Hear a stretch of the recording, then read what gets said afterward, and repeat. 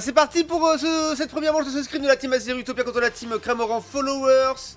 Une équipe qui en avait payé l'autre qui sera à la LAN de Lyon. Voilà, entraînement ce soir tranquillement. Phase de draft qui a été joué tout à l'heure. Il y a eu un crash, elle est relancée sans la draft.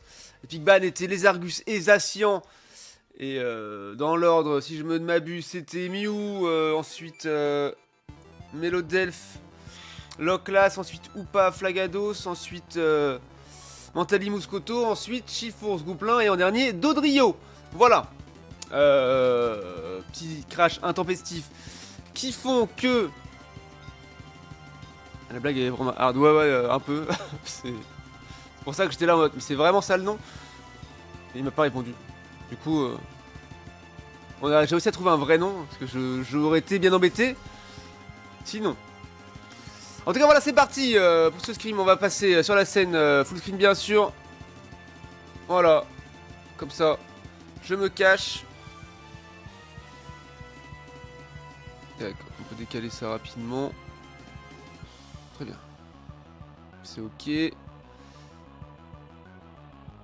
Bon, j'espère que vous êtes prêts, enfin, à voir du beau jeu. Parce que c'est comment cette partie, c'est maintenant. C'est tout de suite, c'est let's go.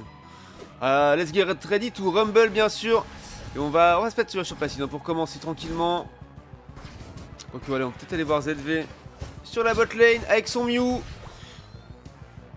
Et ouais, voilà, ça ne prend pas. Mais c'est Vincent qui est là. Et du coup, c'est effectivement Kanto qui va jouer support. Avec ce Upa, top lane, la boule élec. C'est récupéré par Nymphéa qui a bien le last hit sur ce premier farm contest. Sur la bot lane, c'est propre. Ça push, ça va deep, attention. Nail qui revient en légende. Cette boule élec était éclatée au sol beaucoup trop tôt. C'est dommage. C'est dommage, pas de last hit là-dessus. Ouais, ok, premier kill qui est pris sur Monsieur Vincent. Ça, sur le premier sang sur Ramolos. Qui ont un V2 maintenant, est-ce qu'il va pouvoir réussir à rester en vie tranquillement? Il y aura toutes ces last hits, il a réussi à en avoir un quand même. Sinon tous les last hits sont ratés. Ok, il y a une décale. Un fight qui joue jungle, Pascalout qui a 1 PV, enfin 10 au final. Pascalout, J-Pat pardon, qui est en train de descendre avec son Muscoto, qui arrive à rester en vie. Donc il ne sera pas là pour le timing des tiltons de 8,50. Voilà, bonne patate là de Rezu sur Pascaloutre. Finalement CFF. C'est un petit peu joué des tiltons. Et ça y est, Pastit qui pourra aller prendre la rota suivante en jungle. Se mettre bien. Rezu qui sera sur la top lane avec son niveau 5 et son chiffon rouge. Hein. Comme je l'avais dit tout à l'heure, hein, je me doutais bien que ça allait être un rouge.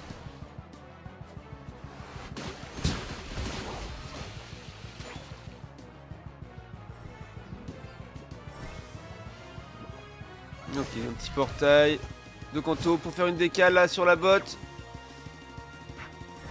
Ok, une petite béquille cachée dans le buisson, on la voit. On a fait hacker dans une sauce. Et ouais, à mon avis, ça va être trip pour on a fait. Et c'est Mr. Vincent qui prend le kill là-dessus. Et Naël qui va être un petit peu dans la sauce. Cette V qui a pris. Ouais, le portail, le truc dont il a dit ou pas, hein, pour revenir. Par contre, les tiltons de 8 minutes au middle ont été joués.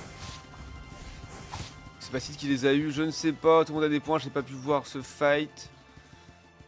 Je patte un petit peu derrière Rezu là. C'est normal. C'est normal. Rezu était en first rota jungle. Ok. Ça sécurise le farm hein, avec des gros critiques là au point obscur. C'est propre. Je connais rien à Chifours. Chifours a deux formes possibles. Un peu comme Cisayoc, c'est un sécateur. Sauf que là, ça va être Chifours bleu et Chifours rouge. Un petit peu aussi comme Brazegali. Sauf que Brazegali, lui, peut switch plusieurs fois dans le combat. Chifours peut avoir une forme ténèbres qui est celle-ci, la forme qu'on appelle la forme rouge, et la forme bleue qui est la forme O, la forme torrent de coups, et donc c'est la forme point percutant ou la forme torrent de 1000 coups, enfin torrent de coups. Et là un joli catch hein, de la part des Cramoran followers qui dépopent la T1, et ce Richiro qui est en train d'être engage.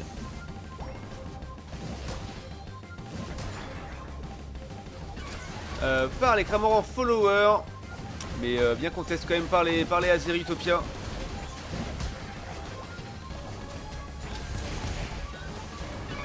Ouais, très bon turn de fight là, c'est pas mal, ça push bien.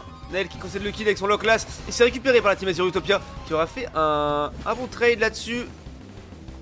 On a fait un très bon trade. Est-ce que ça veut continuer à push ou ça veut prendre des positions ailleurs? Et on a J-Pat hein, qui est parti faire du stacking avec son Muscoto, 9 points sur la T2, top lane. Donc Rezu se met bien aussi en stacking. En tout cas il essaye. Exécution pour out. Ça change ses stats. Ses stats restent les mêmes je pense hein. Ah je saurais pas te dire en vrai. MyPad là-dessus Forgy mais les spells sont différents, il aura deux spells complètement différents, deux façons de jouer complètement différentes du coup. Je pense que les stats restent les mêmes. Après tu mets pas le même build item, ni le même objet activable. En soi je pense que les stats restent les mêmes hein, à mon avis. En gros un Chiffons bleu est plus opti pour flip alors qu'un Chiffons rouge est plus opti pour smite. En gros, dans les grandes lignes quoi. Et là il a fait partir son point percutant. Après avoir récupéré. Ouh, joli décal de Pascalout là avec son Odrio. Ouais, ça prend un kill sur Chifour, ça tente un deuxième. Ouais, Melodelf qui tombe. Ainsi que Oupa et Flagados. Ouais, j'ai pas tant légende là avec son Muscoto. Le meilleur pick. Là, j'ai l'équipe qui a été joué par la team Azure Utopia qui est en train d'être défendu complètement par les Cramorants followers. Juste devant le T1 avant qu'il ne rentre. Et on voit un Loclas qui joue Vibra quoi. Hein, Requiem qui s'est fait hard nerf. Qui n'est plus si joué que ça du coup en compétitif j'ai l'impression. Nozoyo a fait un très bon trade, un très bon catch là, c'était pas mal du tout. Les deux équipes prennent déjà les positions, ouais, en check bush c'est bien, ça passe bien vu check bush au feu en sorceler c'est propre. Ça prend les positions sur la bot lane pour aller chercher le prochain objet bot lane, le prochain golem, ouais des bons lance-soleil là, boosted pour le mur lumière pour cette VBT.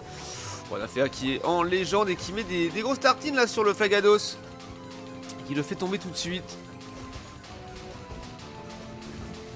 Ouais, joli, le classe express là sur Passide. Heureusement qu'il a réussi à out de ce laser glace qui aurait pu lui être fatal avec ce Vibra qui aurait été claqué juste derrière. Ouais, Kanto qui a claqué un truc dimensionnel. Il pourra ramener cette V au T4, mais lui il ne pourra pas en profiter et il va concéder le chaos là-dessus. Ça résiste hein, sur la bot lane, s'est engagé. Mais il a reset. Odrio, Pascal Outre qui concède le kill. Encore un kill pris par Mister Vincent. Naël qui va peut-être pas s'en sortir là-dessus. Attention, ça gêne pas mal avec le. Oh oui, la doublette de Rezu en légende. Alors c'est facile qu'il y a eu un des deux kills. Sur smite possible là. Du Mentali. Et non, c'est récupéré par Rezu et en plus le kill est récupéré également par la team Azure Utopia. Ok. Alors l'ult en légende là de Oupa dans la jungle, incroyable. C'était propre. Bon, ça a permis de faire un shutdown sur ce Muscoto qui était un petit peu trop énervé. Il n'a que son 11 alors que Rezu a désormais son 12 et Passide son 13. Donc une légère avance en termes de level. On tient Utopia, voilà on charge le point obscur. Et on le smite bien sûr. Il est pixel hein, sur les smites au point obscur Rezu là. Avec son Chifour c'est très propre. Et ouais Naël qui est en train de reculer puisque... Encore compliqué avec Loclas c'est pas ce qui est claqué. Un timing un petit peu late mais c'est un Loclas du coup pourquoi pas. Il fait le tour, il met une vague mais à quoi bon? Est-ce qu'il va concéder le kill derrière? Et peut-être réussir à s'en sortir, c'est compliqué pour l'instant, on va chercher le kill. Et Pascal qui revient en légende là, il voulait aider son Loclas mais c'était trop tard. Par contre ils ont quand même réussi à dépop. Là, T2, top lane, ça c'est propre, hein, 148 à 231 pour les Cramorants followers qui ont une légère avance quand même, quasiment 100 points d'avance hein, finalement, c'est plus si léger que ça. À quelques secondes du fight Rayquaza, hein, bien sûr. Ouais, tout nu pour Passide. Comment ça, tout nu pour Passide? Ça va, Gigi? Comment ça, mon ref? L'ulti de 50 de Loclas, c'est ok. Si full farm, il l'aura. Il l'aura à environ environ 1,55. Juste qu'il ait du farm, là, il en a pas trop, mais ça revient très vite, l'ult Loclas. Voilà, il l'a déjà. J'avais vu, à 1,57 il l'avait. En farmant, l'ult Loclas c'est très rapide. La vitesse de régénération de son ult. Et sans mégaphone, hein, je crois. J'ai pas fait attention parce qu'on voyait pas les items, du coup, je connais pas la phase de draft, mais je pense pas que ça joue mégaphone hein, sur le Loclas. En tout cas, moi je ne le joue pas comme ça. Je sais pas que j'ai de out tout le tour. Ça veut forcer le scoring, par contre ça revient derrière. Hein. Attention, Dodoyo qui est en train de score bot lane aussi, ça met 12 points. Ça casse la T1. Ça met 14. Ok, Rezu qui a pris. Oh oui, Rezu qui a pris le kill là sur. Ok, ult de Mentali. On va tout cas dans une sauce là. Il se retourne. Et ouais, le bon choc Raphaël Petit là qui va faire tomber Rezu. C'est propre. Un kill partout, non 2 kills partout puisque Melodelf vient de revenir. Alors que notre Rio est tombé et a pris un gros cooldown. Un peu plus important que celui de Rezu. Ouais, quand on qui reste bien dans la pyromagie. Les rafales psy, les frappes dimensionnelles. Sur son ou pas ultime. Attention, J-Pad qui est dans une sauce et qui tombe. Le skill concédé à Placide avec son feu en surgelé nitro charge. On a fait un KMG de back avec son Mentali. Il a été beaucoup trop low pour continuer le fight. Ils ont plus de 100 points d'avance maintenant, les Azer Utopia. Il va falloir faire quelque chose. Il reste 35 secondes de jeu désormais. Ça va être très très chaud. Et oui, il faut y aller, faut y aller. Et on a encore un ult Chiforce, un ult Mew. Allez, faut y aller. Faut tout mettre. Attention au smite de Nymphé Ali. Et c'est récupéré. Par le boulard de l'insomniaque avec son Melodelf. La gravité. On tape le cul au sol et on fait tomber sur Rayquaza. Et la Utopia qui FF là-dessus. Première manche offerte au Cramoran Followers. Incroyable. Le gros GG. Le gros GG dans cette game. Incroyable. Incroyable, je sais pas quoi dire, pourquoi, comment, qu'est-ce qui a fait qu'ils ont pas réussi les Azeri. Il y a plus fort en face. Je pourrais le dire, j'y fus. Bah let's go, incroyable, c'était propre. Il y a eu des belles choses, de chaque côté. Quand même, ça mis le Delph à la gravité. J'ai pas fait gaffe, peut-être c'était le vol en vrai avec son métronome, j'ai pas fait attention. Alors, un petit œil sur le tableau des scores, bien sûr. On est à 14 kills d'un côté contre 13 de l'autre. Donc 13 even comme game finalement. En termes de données, qu'est-ce que ça dit? On a passé le top dégâts de la game avec son groupe là, 71k derrière c'est Naël, 70k avec son lock là, c'est incroyable, un lock là multi qui fait autant de dégâts. Tu verras quoi du coup finalement, ça a l'air de bien fonctionner. Hein. La dernière fois que j'ai testé, j'ai galéré, mais à voir. Hein. À voir, ça pourrait être pas mal, on va pas se mentir.